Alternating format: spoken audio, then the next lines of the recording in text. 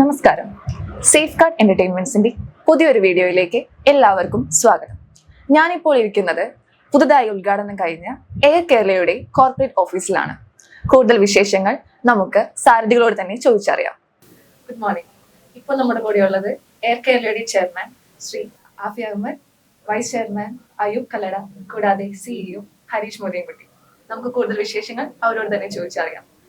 Sir, ഇതുവരെയുള്ള യാത്രയെ കുറിച്ച് എന്താണ് പറയാനുള്ളത്? വളരെ സന്തോഷം നൽകുന്നു. കാരണം നമ്മുടെ ആസ് പെർ നമ്മുടെ പ്ലാൻ പ്രകാരം തന്നെ ഓരോരോ ഷെഡ്യൂൾഡ് ആയിട്ട് നമ്മളിപ്പോ ഏത് ദിവസം ഡിക്ലെയർ ചെയ്ത് NOC ഡിക്ലെയർ ചെയ്ത് AOC യാത്രകൾ ഓൺ ടൈം പ്രിപ്പറേഷൻ നടക്കുന്നതിൽ വളരെ സന്തോഷം നൽകുന്നു. ഓരോ മലയാളിയുടെയും പ്രതീക്ഷയാണ് എയർ കേരള. എന്തൊക്കെയാണ് പ്രതീക്ഷകൾ ഭാവി? ഓരോ മലയാളിയും വളരെ പ്രതീക്ഷയോടുകൂടിയാണ് മലയാളത്തിൽ കാത്തിരിക്കുന്നത്. ഇത് നമ്മുടെ എയർലൈൻസ് എന്നുള്ള രീതിയിലാണ് മലയാളികൾ ഏറ്റെടുത്തത്.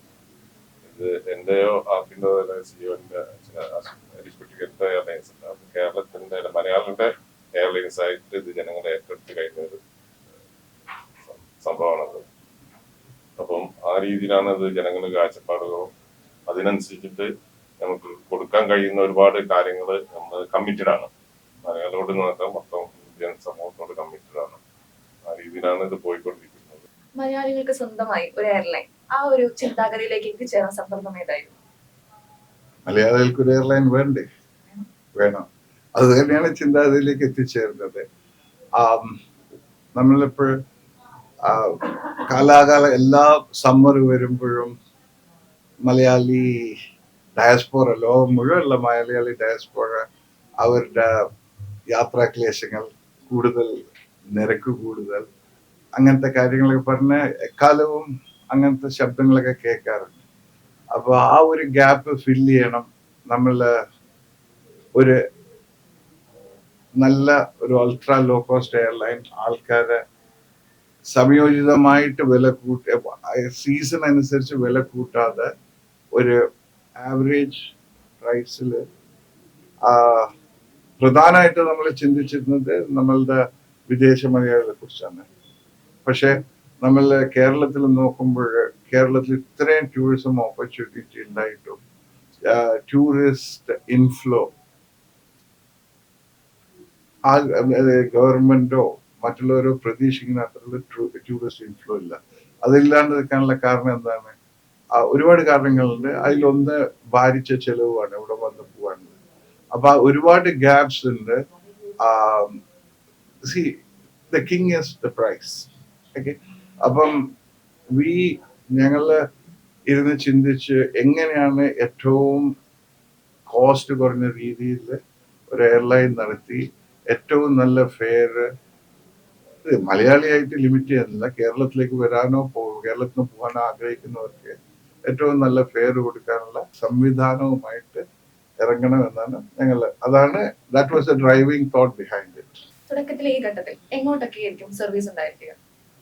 അത് ഇപ്പം നമ്മൾ ഡിക്ലെയർ ചെയ്യാൻ സമയമായിട്ടില്ല. കാരണം അത് ഈവൺ ഫണ്ട്സ് സർപ്രൈസ് ആയിട്ട് കൊടുക്കാമെന്ന ഒരു പ്ലാനിലാണ്. പക്ഷെ അത് very soon will declare. International സർവീസുകൾ ഏതൊരു ഘട്ടത്തിലേക്ക് നമുക്ക് തുടങ്ങാൻ കഴിയും? അത് ഏകദേശം 1.5 വർഷത്തെ പീരീഡാണ് നമ്മൾ പ്ലാൻ ചെയ്യുന്നത്. കാരണം ആദ്യം നമുക്കൊരു 20 എയർക്രാഫ്റ്റ് ഇന്ത്യയിൽ ഡൊമസ്റ്റിക്കലി ഓപ്പറേറ്റ് ചെയ്തത്. അതിനുശേഷം നമുക്ക് ഇന്റർനാഷണൽ അപ്ലൈ ചെയ്യാൻ പറ്റുന്നത്. അപ്പൊ അതിന്റെ ഭാഗമായി ഞങ്ങൾ ആദ്യം ഒരു 80 എയർക്രാഫ്റ്റ് ചെയ്തത്, പിന്നെ നാനോബോർഡിലേക്ക് മാറി. പിന്നെ ഗ്രാജുവലി അത് 1.5 വർഷം കൊണ്ട് നമുക്ക് ഇന്റർനാഷണൽ അപ്ലൈ ചെയ്യാൻ പറ്റും എന്ന് തന്നെയാണ് വിശ്വസിക്കുന്നത്. ഈ ഒരു ഘട്ടത്തിൽ നമുക്ക് സ്വന്തമായ എയർക്രാഫ്റ്റുകളാണോ അതോ ലീസിനാണോ നമ്മൾ ചെയ്യാൻ പോകുന്നത്? ഇനീഷ്യലി ലീസിന് ചെയ്യാൻ ഉദ്ദേശിക്കുന്നത്. ലേറ്റർ ആണ് നമ്മൾ സ്വന്തമായിട്ട് എയർക്രാഫ്റ്റ് പ്ലാൻ ചെയ്യുന്നത്. പ്രവാസികളുടെ ജീവിതത്തിൽ എയർ കേരള എന്ത് മാറ്റമാണ് കൊണ്ടുവരാൻ പോകുന്നത്? ഞാൻ 35 കൊല്ലമായിട്ട് പ്രവാസിയായിരുന്നു. ഓക്കെ, ഒരു ലോ കോസ്റ്റ് എയർലൈനിന്റെ ഉത്ഭവം മുതൽ അത് വലുതായിട്ടുള്ള കാലം വരെ ഞാൻ അതിന്റെ ഭാഗമായിരുന്നു. ആ എയർലൈൻ എന്താണ് അന്ന് ഗൾഫിൽ ചെയ്യാന്ന് കഴിഞ്ഞാൽ ജനങ്ങളൊക്കെ വൺസ് ഇൻ എ ഇയറോ, പലരും വൺസ് ഇൻ 2 years ഒക്കെ ആയിരുന്നു നാട്ടിൽ വന്നിരുന്നത്. ആ എയർലൈൻ വന്നു കഴിഞ്ഞപ്പോഴേ ആൾക്കാർ ഈവൻ വെഡിങ് ആനിവേഴ്സറിക്ക് വരെ നാട്ടിൽ വരാൻ തുടങ്ങി. കാരണം നേരത്തെ ഏർലി ബുക്ക് ചെയ്ത് കഴിഞ്ഞാൽ വളരെ വില കുറഞ്ഞ ടിക്കറ്റ് കിട്ടും. ഓക്കെ, ഈ ഒരു പ്രവാസിയുടെ ഏറ്റവും വലിയ പ്രയാസം എന്താ? മക്കളുടെ കല്യാണത്തിന് വരെ വരാൻ കഴിയാത്ത പ്രവാസികളുണ്ട്. ഓക്കെ, അപ്പം നമ്മളെ ഒരു മിതമായിട്ടുള്ള രീതിയിൽ നമ്മൾ ആ ഗ്യാപ്പ് നികത്തിയാൽ അത് പ്രവാസികൾക്ക് ഒരുപാട് മാനസികമായിട്ടുള്ള സന്തോഷം വരെ നൽകും. അതാണ് ഒരു പ്രവാസി ആയിരുന്നു എന്നുള്ളതിൽ നിന്ന് ഇന്ന് ഇന്ത്യയിൽ നിന്ന് ജോലി എടുക്കുന്ന എൻ്റെ ഒരു അഭിപ്രായം. സർ, എയർ കേരളയെ കുറിച്ച് നമ്മുടെ പ്രേക്ഷകർ എന്തറിയണമെന്നാണ് സാർ ആഗ്രഹിക്കുന്നത്?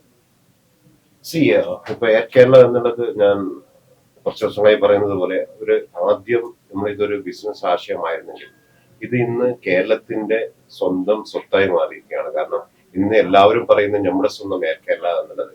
ഇന്നിപ്പോ അത് നേരത്തെ നമ്മുടെ വൈസ് ചെയർമാൻ പറഞ്ഞതുപോലെ ഇത് ഇന്ന് എന്റെയോ അല്ല വൈസ് ചെയർമാന്റെയോ സിഇഒന്റെയോ അല്ലെങ്കിൽ മാത്രമല്ല, ഇത് നമ്മുടെ സ്വന്തം കേരള ജനതയുടെ സ്വന്തമാണ്. അത് ഞങ്ങളുടെ ഇന്ന് നമുക്ക് റെസ്പോൺസിബിലിറ്റിയും കൂടിയാണ്. ഇത് കേരളത്തിൽ ഞങ്ങൾക്ക് നല്ല രീതിയിൽ സർവീസ് ചെയ്യാനും നല്ല രീതിയിൽ അവരുടെ ഇഷ്ടങ്ങളനുസരിച്ച് പ്രവർത്തിക്കാനും പറ്റണം എന്നുള്ളതാണ് നമ്മുടെ എയർ കേരള. പക്ഷെ ഇവിടെ നമ്മൾ സംവിധാനം ചെയ്ത 2-3 കാര്യങ്ങൾക്ക് അഡീഷണൽ ബെനിഫിറ്റ് വെച്ചാൽ കേരള ടൂറിസം എന്ന് പറയുന്നത് ഇപ്പൊ പലർക്കും ടൈം കൺസ്യൂം ആണ്.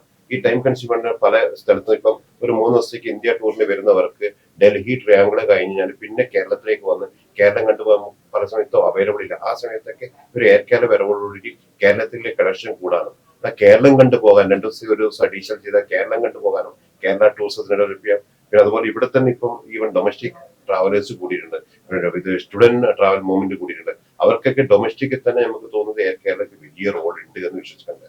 കൂടാതെ പിന്നെ നമ്മളെ ഏറ്റവും കൂടുതൽ നമ്മുടെ അസറ്റായ ഞങ്ങളെ ഇഷ്ടത്തോടെ നമ്മളെ ഇനി എത്രയും മനസ്സാൽ എന്താ പറയുക എത്രയും പെട്ടെന്ന് വരണമെന്ന് ആഗ്രഹിച്ച് നമ്മുടെ കൂടെ നിൽക്കുന്ന കുറെ പ്രവാസികൾ, അവർക്ക് അതിന് ശേഷം കിട്ടുന്നതും അതിന്റെ ഒരു ബോണസ് ആയിരിക്കും. And I can tell you one assurance, like ഇത് നമ്മുടെ മലയാളികളുടെ സ്വന്തം എയർലൈൻസ് ആയി നാളെ പിൽക്കാലത്ത് ആകാശത്തോളം വളരുന്ന ഒരു എയർലൈൻസ് ആയി മാറും എന്നുള്ളതാണ് എൻ്റെ ഒരു കമ്മിറ്റ്മെന്റ്. ഞാൻ വിശ്വസിക്കുന്നത് അത് നിങ്ങളുടെ പ്രാർത്ഥനയും നിങ്ങളുടെ അനുഗ്രഹവും എല്ലാം ഉണ്ടായിരിക്കണം, സപ്പോർട്ടും ഉണ്ടായിരിക്കണം. ഭാവിയിൽ എയർ കേരളയ്ക്ക് എത്രത്തോളം തൊഴിലവസരങ്ങൾ സൃഷ്ടിക്കാൻ കഴിയും? എയർ കേരളത്തിൽ സ്റ്റാർട്ട് ചെയ്യുന്നതോടുകൂടി തന്നെ ഇപ്പൊ തന്നെ ഏകദേശം നല്ല തൊഴിലവസരങ്ങൾ നമുക്ക് തരാൻ കഴിയും. ഏകദേശം ഇത് സ്റ്റാർട്ട് ചെയ്യുന്നതോടെ 200ഓളം തൊഴിലവസരങ്ങൾ സൃഷ്ടിച്ചു കഴിഞ്ഞാൽ മതി. അതോടെ തന്നെ ഈ വർഷം തന്നെ നമ്മൾ എക്സ്പെക്ട് ചെയ്യുന്നത് ഏകദേശം 770 തൊഴിലവസരങ്ങൾ ഉണ്ടാക്കാൻ കഴിയും. അത് ഗ്രാജുവലി ഇത് കൂടിക്കൊണ്ടിരിക്കും. കാരണം ഏറ്റവും കൂടുതൽ എംപ്ലോയ്മെന്റ് ഓപ്പർച്യൂണിറ്റി കൊടുക്കാൻ കഴിയുന്ന ഒരു മേഖല എന്നുള്ളതാണ് എയർലൈൻസിന്റെ ഏറ്റവും വലിയ ബെനിഫിറ്റ്സ്.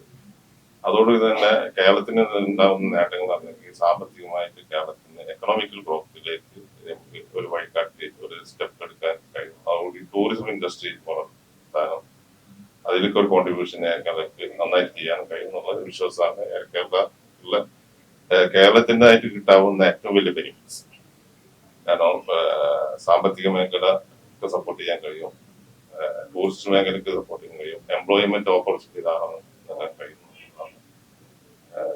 കേരളം വരുന്നതോടുകൂടി കേരളത്തിനുണ്ടാകുന്ന ബെനിഫിറ്റ്സും കേരളത്തെ സമൂഹത്തിന് കേരളക്ക് കൊടുക്കാൻ കഴിയുന്ന ഒരു സേവനം. ഇതൊക്കെയാണ് എയർ കേരളയുടെ വിശേഷങ്ങൾ. എയർ കേരളയ്ക്ക് എല്ലാവിധ വിജയാശംസകളും നേരുന്നു. മറ്റൊരു വീഡിയോയുമായി പിന്നെയും കാണാം.